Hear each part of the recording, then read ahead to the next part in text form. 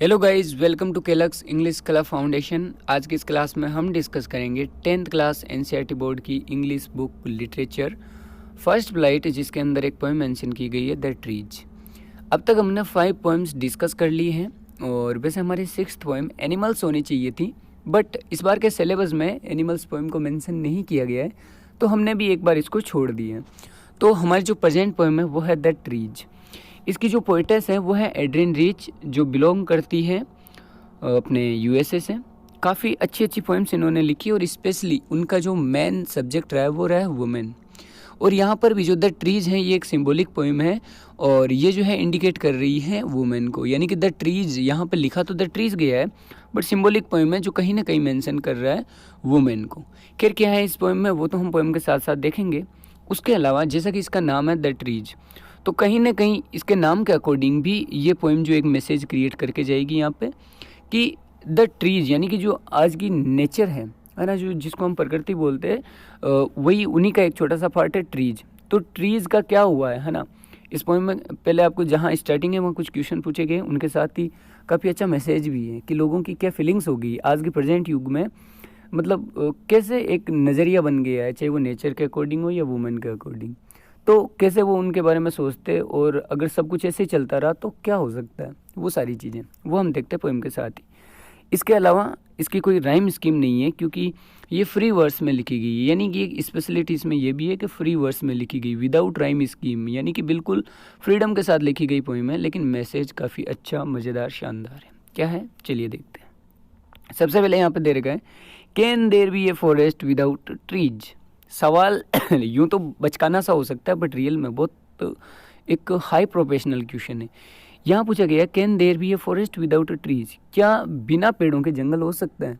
अरे भाई, बिना पनीर के शाही पनीर बन सकती है क्या? तो बिना पेड़ों के कैसे कोई फॉरेस्ट हो सकता है? फिर भी अगर हो सकता है कि वहाँ के पेड़ काट दिए हो, तो वो जगह ऐसी हैं जहाँ पे पेड़ नहीं है लेकिन वो कहने को अब भी फॉरेस्ट है। यहाँ पर आगे कहा गया है कि अगर ऐसा है तो where are the trees in the poem, in this poem, तो फिर इस पोएम के अंदर जो ट्रीज हैं फिर वो कहाँ हैं? अगर फॉरेस्ट में नहीं है तो फिर कहाँ है? एंड वेयर डू दे गो, यानी कि और वो कहाँ चले गए, अभी कहाँ हैं और वो अब कहाँ जाना चाहते हैं और कहाँ चले गए, ऐसा सा क्या है चलिए देखते हैं। यहाँ पे दे रखा है the trees inside are moving out into the forest, the forest that was empty all these days, where no bird could sit, no insect hide, no sun bury its feet in shadow. The forest that was empty all these nights will be full of trees by morning. क्या है यहाँ पे दे रखा है the trees inside, कि पेड़ क्या कहाँ है? इनसाइड है। इनसाइड कहाँ होते हैं? घर के अंदर। इनसाइड यानी कि घरों के अंदर है। देखो यहाँ पे डबल चीज़ है। एक चीज़ तो ये है कि यहाँ पे जो पहले फॉरेस्ट थे, जो प्रकृति का सिस्टम सही से था, नेचर थी हर जगह, लोगों ने क्या किया अपनी पॉपुलेशन के साथ साथ उन्होंने क्या किया, बिल्डिंग्स बनाई, अपने घर बना लिए, और एक दिखावे के तौर पे कि वो एक नेचर लवर है, प्रकृति प्रेमी है, उन्होंने क्या कर दिया, अपने घरों के अंदर पेड़ों को सजा दिया। क्या वास्तव में उनकी जगह वहाँ होनी चाहिए क्या? पेड़ तो कहाँ होने चाहिए? फॉरेस्ट में। तो वही चीज़ है। तो यहाँ कहा जा रहा है कि ट्रीज अभी इनसाइड है, यानी घरों के अंदर है, और वो क्या कर रहे हैं, are moving out into the forest, और वो अब मूव आउट कर रहे हैं, यानी बाहर जाने की कोशिश कर रहे हैं फॉरेस्ट की तरफ, क्योंकि असली दुनिया कहाँ है उनकी? फॉरेस्ट में। सीधी सी कहा जाए तो यहाँ इंडिकेशन ये भी है कि जिस टाइप से पेड़ों को फॉरेस्ट में होना चाहिए और वो घरों के एक डेकोरेशन के पार्ट नहीं बन सकते, ठीक वैसे ही वुमेन जो है केवल हाउस होल्डर नहीं बन सकती, उनकी भी एक लाइफ है, उनको भी यहाँ से घरों से बाहर निकलने का मौका दिया जाना चाहिए, उनकी भी लाइफ इस पूरी दुनिया में है।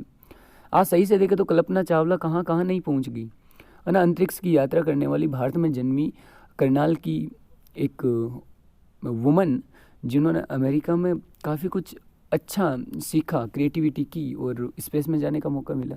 मदर टेरेसा एक अच्छी सोशलिस्ट बनी, और भी बहुत कुछ, बहुत सारे एग्जांपल्स बने पड़े हैं। तो इनकी जगह इनसाइड नहीं हो सकती, घरों के अंदर हम इनको नहीं बिठा सकते। इनको भी क्या होगा अगर हम ऐसे करते जाएंगे तो ये एक टॉर्चर लास्ट हद तक चलेगा और फिर इनको भी बाहर निकलना पड़ेगा। तो वही चीज़ है कि तो जो ट्रीज इनसाइड है वो क्या कर रहे हैं, मूविंग आउट हो रहे हैं इनटू द फॉरेस्ट, यानी फॉरेस्ट की तरफ। एक ऐसा फॉरेस्ट यानी forest that was empty all these days, यानी कि एक ऐसा फॉरेस्ट जो इन दिनों बिल्कुल एम्प्टी है, बिल्कुल खाली है। Where no bird could sit, यानी कि ऐसा भाई फॉरेस्ट होगा जहाँ पे ट्रीज ही नहीं है, तो कहा जा रहा है कि एक ऐसा forest where no bird could sit, जहाँ पे कोई भी बर्ड नहीं बैठ सकता। नो इंसेक्ट हाइड, अब पेड़ ही नहीं है तो इंसेक्ट हाइड कहाँ होंगे, छुपेंगे कहाँ पे, इंसेक्ट यानी कीड़े मकोड़े। नो सन ब्यूरी इट्स फीट, और ना ही जो सन है वो अपने फीट को, फीट सन के फीट कौन होगी, जो सन की शाइनिंग है, तो वो ब्यूरी नहीं हो सकती कहाँ पर, इन शेडो, इन पेड़ों की छाँव में आकर वो छुप जाती है ना, तो बोल रहा है कि वो भी अब ब्यूरी नहीं हो सकती है ना। ब्यूरी का मतलब होता है किसी चीज़ को ऐसे दबा देना, तो अब जो है सन अपने फीट को कहाँ ब्यूरी करेगा। The forest that was empty all these nights, कि वो फॉरेस्ट जो इन नाइट्स में, अभी की जो नाइट्स हैं इनमें बिल्कुल एम्प्टी है। तो कहीं ना कहीं ये जो है इनकी होप भी है पोइटेस की कि वो क्या हो जाएंगे, will be full of trees by morning. ये जो अभी एम्प्टी है वो सारा का सारा फॉरेस्ट ये नाइट एंड होने के बाद में जब मॉर्निंग होगी, यानी कि जब नया सवेरा निकलेगा, तब ये सब कुछ बदल जाएगा। ये जो फॉरेस्ट है बिल्कुल एम्प्टी नहीं रहेगा, यहाँ पर ट्रीज ही ट्रीज होंगे, यानी कि जो वुमेन अब तक घरों में दब के बैठी है वो सब बाहर आएगी, और वहीं जो ट्रीज हैं जिनको लोगों ने अपने घरों में डेकोरेशन कर रखा है, उनकी भी जगह वहाँ नहीं है। एक नया सवेरा निकलेगा जब सब जागरूक हो जाएंगे, और ये सारे के सारे ट्रीज अपनी ओरिजिनल जगह जहाँ पे मतलब जहाँ पे इनको होना चाहिए फॉरेस्ट में, वहाँ पर ये आ जाएंगे। ये तो रहा इसका एक्सप्लेनेशन। एक बात और मैं यहाँ पे बताना चाहता हूँ, यहाँ पे एक फिगर ऑफ स्पीच का यूज़ हुआ है जिसका नाम है पर्सोनिफिकेशन। ठीक है, अब क्या होता है पर्सोनिफिकेशन, ध्यान से समझना। पर्सोनिफिकेशन में क्या होता है, जब हम किसी भी चीज़ को ऐसी एक्शन करते हुए बता देते हैं जो रियल में ह्यूमन की होती है, तो वहाँ पे हम बोल देते हैं कि पर्सोनिफिकेशन हो गया, यानी फिगर ऑफ स्पीच वहाँ पे पर्सोनिफिकेशन है। यहाँ पे कहा है कि ट्रीज जो इनसाइड है वो मूविंग आउट हो रहे हैं फॉरेस्ट की तरफ। अब भाई ट्रीज कब चल के जाते हैं, क्या उनके पैर होते हैं क्या, नहीं ना, तो यहाँ पे पर्सोनिफिकेशन हुआ है। उसके बाद में कहा है कि सन जो है अपने फीट को ब्यूरी नहीं कर सकता। सन के कौन से फीट होते हैं, फीट तो मानव के होता है ना, ह्यूमन के होता है ना, तो यहाँ पे पर्सोनिफिकेशन है। और ऐसी सारी लाइनें है ना, तो ये जहाँ जहाँ कहीं भी ऐसा दे रखा है ना, कोई भी चीज़ जो है ह्यूमन नहीं है लेकिन उसको बताया गया जैसे वो ह्यूमन की एक्शन कर रहा है, तो वहाँ पे पर्सोनिफिकेशन है। ठीक है, यहाँ पर है और यहाँ पर है। चलिए आगे देखते हैं। आगे इन्होंने कहा है ऑल नाइट, यानी कि सारी रात द रूट्स वर्क, जड़ों ने काम किए। किनकी, पेड़ों की, वही पेड़ जो डेकोरेशन का अभी एक सामान बन के बैठे घरों के अंदर।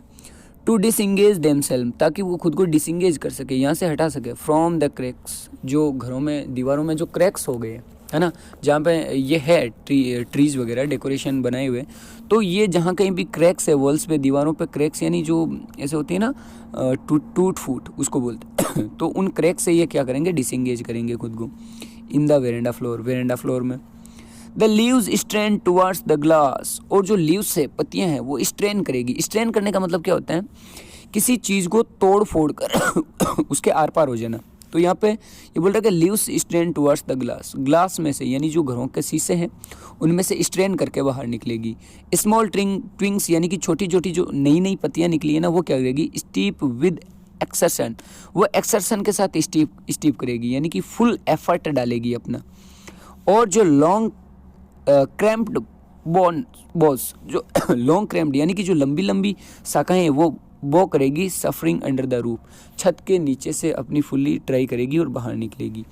जैसे लाइक न्यूली डिस्चार्ज पेशेंट, और वो ऐसे होगी जैसे कोई नया डिस्चार्ज हुआ पेशेंट हुआ हो। कैसे, हाफ डेज्ड, यानी आधे होश में, moving to the clinic doors, जैसे वो होता है ना जिनको इमरजेंसी डिस्चार्ज कर देते हैं तो वो पेशेंट फिर जो आधे होश में रहते हैं और क्लिनिक के चक्कर काटते रहते हैं, तो सेम उसी तरीके से यहाँ पे क्या होगा कि ये जो स्मॉल ट्विंग्स है, लॉन्ग क्रम्प्ड जो ब्रांचेज है, वो सब क्या करेगी, ऐसी यहाँ से ऐसे लगेगी जैसे कि वो कोई नया डिस्चार्ज हुआ पेशेंट हो जो क्लिनिक के डोर के क्या कर रहे हो, चक्कर काट रहे हो।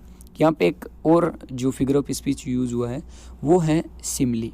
जब कभी भी हम किसी चीज़ को दूसरी चीज़ से कंपेयर करते हुए, सेम कैटेगरी की नहीं होनी चाहिए। जैसे कि यहाँ पे क्या है, यहाँ पे ये जो लॉन्ग ब्रांचेज वगैरह है इनको कंपेयर किया गया है डिस्चार्ज हुए पेशेंट से। तो पहली चीज़ तो यहाँ पे पर्सोनिफिकेशन है, क्योंकि यहाँ पे जो सारी चीज़ें बताई जा रही है वो उसमें यही है कि वो एक पर्सन की तरह एक्ट कर रहा है। दूसरी चीज़ लाइक वर्ड से इनको कंपेयर करके यहाँ पे बताया गया है। इसका मतलब ये क्वालिटीज़ इसमें भी है। तो लाइक वर्ड का जहाँ कहीं भी यूज़ होता है, लाइक, एज, सुन, एज, तो वहाँ पर हम सिमली समझते हैं। चलिए आगे क्या दे रखा है, आगे दे रखा है आई सिट इनसाइड, यानी कि आई कौन है यहाँ पर, हमारी पोइटेस है। वो बोल रही है कि आई सिट इनसाइड, मैं अंदर बैठी हूँ। Doors open to the veranda, और जहाँ मैं बैठी हूँ उस कमरे का जो दरवाजा है वो वेरांडा तक जाता है। राइटिंग लॉन्ग लेटर्स, और मैं लंबे लंबे लेटर लिख रही हूँ। इन विच आई स्केर्सली मेंशन द डिपार्चर, और जिसमें मैं मुश्किल से ही मेंशन कर रही हूँ डिपार्चर को। डिपार्चर कौन सी चीज़, जो ये घर से अभी जो पेड़ अलग हो रहे हैं ना, वो बोल रही है कि मेरे घर से जो अलग हो रहे हैं मैं उनके बारे में मुश्किल से ही मेंशन कर रही हूँ। Of the forest from the house, उन घरों के बारे में जो मेरे घर से अलग हो रहे हैं, फॉरेस्ट की ओर जा रहे हैं। द नाइट इज़ फ्रेश, यानी कि जो रात है वो बिल्कुल फ्रेश है ना, एकदम साफ रात है, चांदनी रात है। द वोल मून साइंस, और जो सारा का सारा वो मून है वो साइन कर रहा है।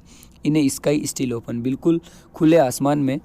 द स्मेल ऑफ लीव्स, और जो लीव्स की और लाइकन की, लाइकन क्या होती है, जो देखो पेड़ों पे वो जैसे बन जाते हैं ना वाइट वाइट से, जैसे हमारे मशरूम होते हैं ना उस टाइप के से बन जाते हैं, तो उसको बोलते हैं लाइकन।